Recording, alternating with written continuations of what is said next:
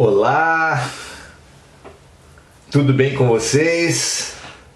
Vamos chegando para o nosso encontro, para o nosso momento. Como estão as coisas por aí? Como foram as coisas durante esse dia? Como estão sendo durante a semana? Aproveitando as oportunidades com equilíbrio, ou a vida permanece sendo uma montanha russa, com altos muito altos, baixos muito baixos? Como está a vida? Hein? Essa bipolaridade que tem nos atormentado individualmente, momentaneamente, tem muitas causas, evidentemente. E vale a pena nós conversarmos um pouco sobre essa bipolaridade. Desde a bipolaridade na semana, no dia, até milenar. Milenar. A bipolaridade em todos os níveis. Muito interessante pensarmos nas matrizes disso. O que você acha? Porque tem a bipolaridade diagnosticada como psicopatologia,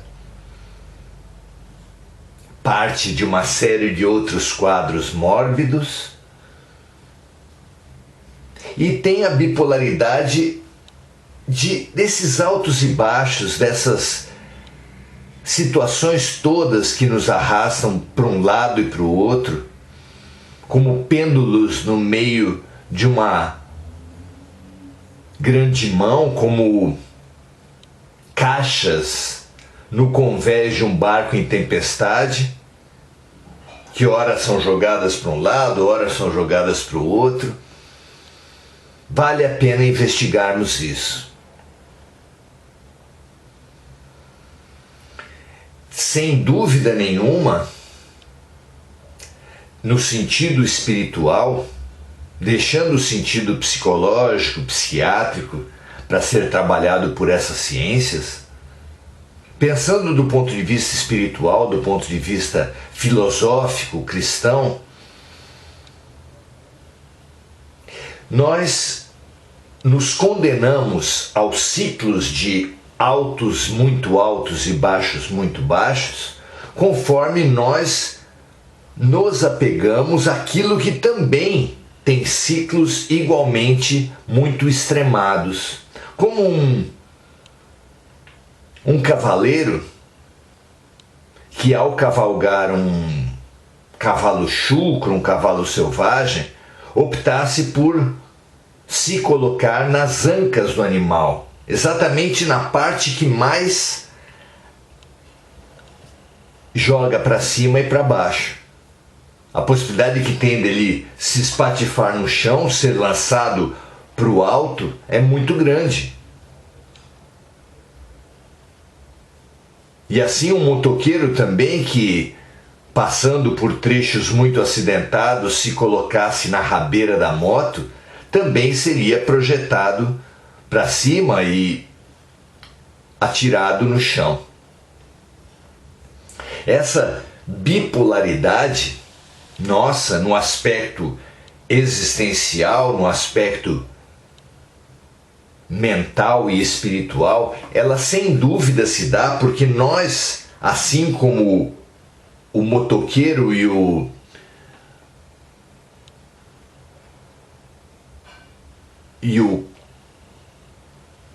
aquele que andar num animal, num cavalo, que não tiver consciência do que fazer, ou seja, de se colocar no meio do veículo, no meio do animal, esses se condenarão a altos e baixos. Dessa mesma forma, nós também, ao nos colocarmos, nos apegarmos, nos identificarmos com aquelas partes da vida que ora estão, ora não estão, que é o ciclo próprio da matéria, que ora se agrega, ora se desagrega. Na natureza nada se perde, nada se cria, tudo se transforma. É claro que os átomos não se perdem, mas a formação deles em corpos, essa está destinada a se agregar e se desagregar. Os nossos corpos físicos, tudo de material que está à nossa volta, vai cumprir esses ciclos de existir agora e daqui a algum tempo se desagregar, deixar de existir. E nós, se identificados, se apegados a essas coisas que ora estão, ora não estão, tenderemos a ser também jogados para cima e para baixo. Vejam só, as pessoas que se apegarem demais ao seu corpo, se identificarem achando que são o seu corpo, que são homens, mulheres, brancos, negros, brasileiros, estrangeiros, essas pessoas, bonitas ou feias, essas pessoas se condenarão a viverem com uma intensidade absurda os ciclos próprios do corpo. Porque todos estamos destinados a envelhecer, todos estamos destinados a morrer, todos estamos destinados a, ora, envergar um corpo de homem, ora de mulher, ora de branco, ora de negro, ora de rico, ora de pobre. Então nos sentiremos roubados quando tivermos bens materiais que estavam na nossa posse retirados pela vida ou por ladrões. Nós nos sentiremos roubados. Quando a vida nos tirar aquelas pessoas que nós pensávamos ser nossas, nossos pais, nossos filhos, nossos cônjuges, nós também nos sentiremos perdidos. E assim, mais ainda, quando a vida nos tirar os nossos próprios corpos. Entraremos em crise. A cada situação que sugerir a morte, entraremos em crise, em apavoramento, em descompensação. Por quê? Porque nos apegamos àquelas coisas que estão destinadas a ora ser e ora não ser, que estão completamente fora do nosso controle. Aquelas coisas que não são nós, mas que, quando nos identificamos com elas, parece que somos nós. Então nós ficamos sendo jogados de um lado para o outro, como um marinheiro que se apega às caixas do navio em tempestade, como o cavaleiro que se apega e se situa na parte mais volúvel do cavalo, mais variável do cavalo, e o motoqueiro que também se situa, se coloca na parte mais variável da moto. Para isso, para todos nós, Jesus nos orientou: não vos apegueis às coisas que ora estão, ora não estão. Não se unam ao que a traça rói e a ferrugem corrói e os ladrões levam. Porque onde estiver vosso tesouro, lá estará vosso coração, e se vocês estiverem grudados naquilo que está destinado a se desintegrar, sentirão também se desintegrar junto. Ficarão perdidos quando lhes roubarem as coisas, quando os entes queridos partirem, quando vocês mesmos morrerem. Mas coloquemos os nossos corações, ensinou Jesus, naquilo que permanece, nas coisas eternas. Porque aí vocês ganharão a estabilidade, a paz de espírito, a tranquilidade.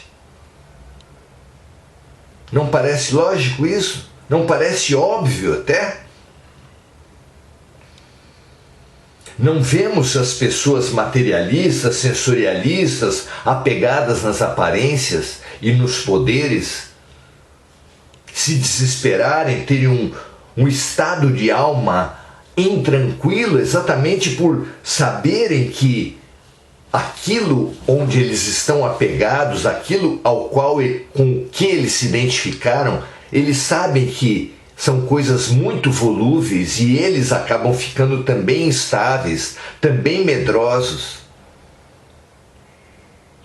também bipolares, como as próprias coisas da matéria são.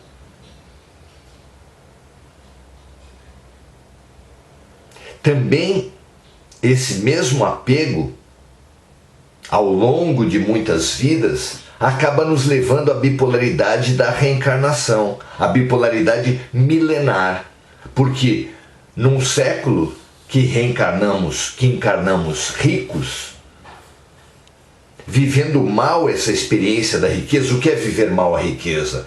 Usar a riqueza para nos exaltar e para humilhar os outros. Usar a riqueza para dispor dos corpos, dispor das pessoas, para violentar, para abusar. Se ao viver a situação da riqueza vivemos mal, não atendemos ao convite da cooperação, do serviço, da fraternidade, nós corremos sim o sério risco de numa próxima vida virmos muito pobres. Não como punição, mas para aprendermos a nos colocar no lugar dos outros, para expandir o nosso universo e não ficarmos restritos apenas à experiência do homem, do rico. Porque o homem que viver mal a sua experiência masculina, sem se abrir em busca da realidade do feminino, e assim o brasileiro em relação ao estrangeiro, o rico em relação ao pobre, o negro em relação ao branco, porque nós existimos para, pela compaixão, pela empatia, expandirmos nosso ângulo de visão, a nossa perspectiva. Mas quando não o fazemos pela fraternidade, somos empurrados pela vida a fazermos de uma maneira quase que forçada, muitas vezes totalmente forçada. E assim, machistas reencarnam mulheres, racistas reencarnam negros, para que sejam impulsionados, para que sejam estimulados a expandir o seu ponto de vista. E é assim que nós oscilamos também na riqueza e na pobreza, no poderoso e no sem poder algum, no branco e no negro, no homem e na mulher. Por quê? Porque não conseguimos viver em equilíbrio as polaridades. Isso é que nos leva à bipolaridade do ponto de vista espiritual, do ponto de vista mental, do ponto de vista filosófico. Urgente que nós aprendamos a perceber que, se formos colocados numa polaridade, é para aprender a nos relacionar, a cooperar com a outra. Aquele rico, aquele branco, aquele homem que se abrir ao outro, a outra polaridade, ao pobre, ao negro, à mulher, no nosso exemplo,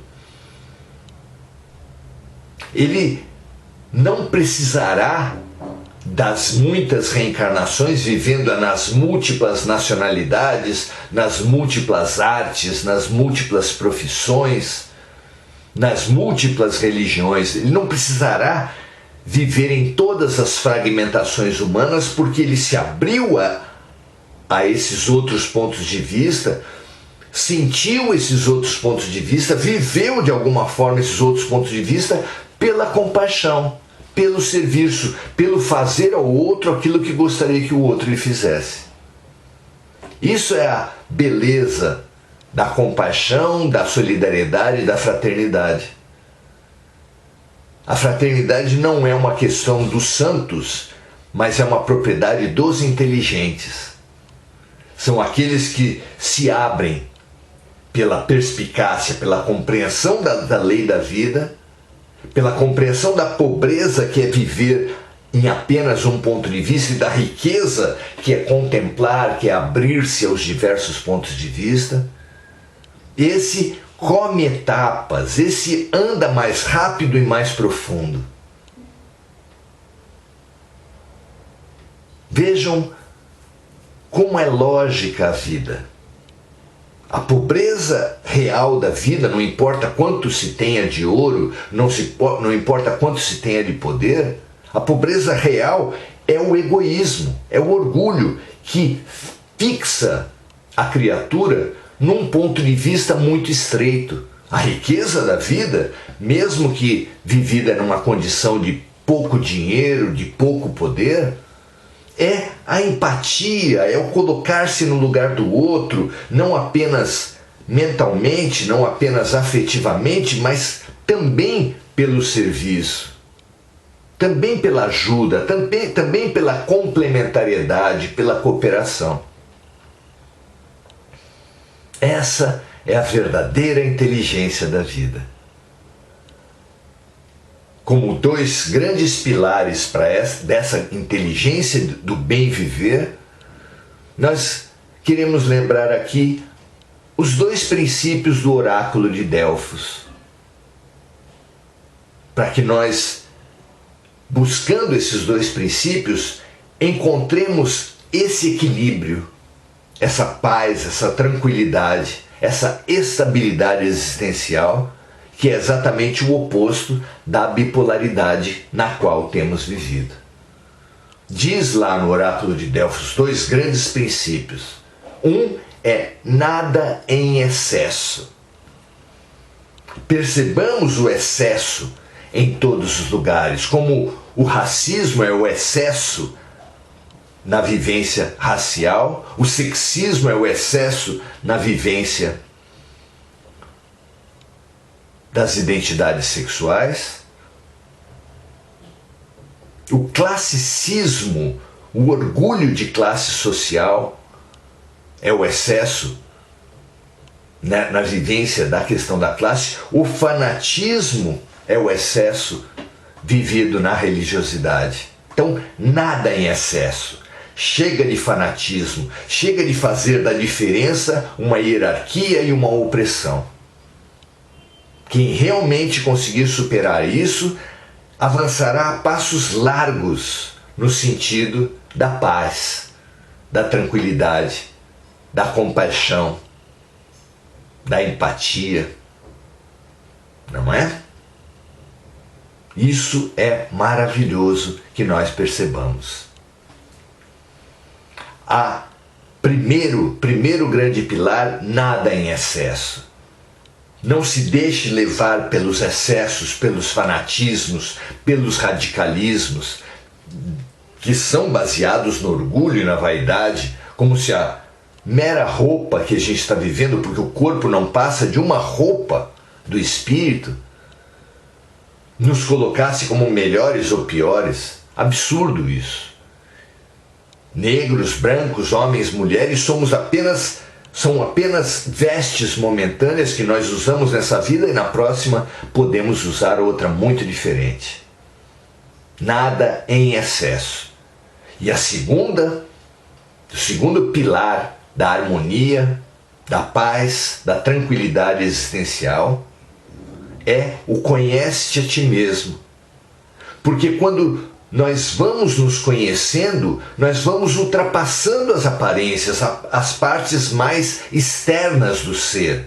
Exatamente o corpo, a aparência, o poder, as condições momentâneas, para ir alcançando gradativamente aquilo que é eterno em nós, a ponto de vislumbrarmos e avançarmos para o vós sois deuses. Nós temos uma profundidade, na profundidade maior do ser, uma identidade única, uma identidade poderosa, uma identidade amorosa. Vejam, meus amigos, quanto mais nós avançamos no conhece a ti mesmo, quanto mais nós avançamos no nada em excesso, mais nós conseguimos vislumbrar a paz, o equilíbrio, a tranquilidade, a saúde. Porque a verdadeira saúde é completa, é mental, é espiritual, refletindo então na social, saúde nas nossas relações e na física, na saúde física, que é o resultado de todas as outras saúdes. Reflitamos nisso. Bem-aventurados os mansos e pacíficos, porque eles herdarão a terra.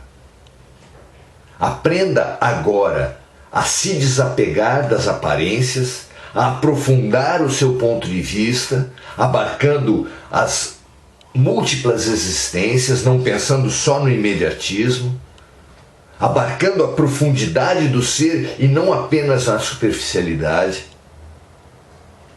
porque aí está a paz que nós há tanto tempo buscamos de uma forma atabalhoada e que podemos, com a perspectiva da eternidade e da profundidade, nos aproximar muito mais dela.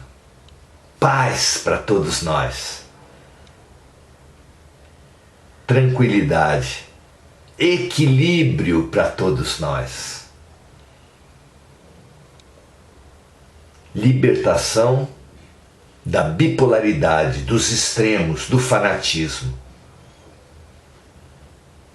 Pense a respeito disso. Os prejuízos que todos temos colhido e que agora, nesse momento de ódio da humanidade, fica tão evidente, os prejuízos que temos colhido do extremismo e a paz que só iremos colher quando nos identificarmos com o que nós realmente somos, não com o que nós estamos momentaneamente.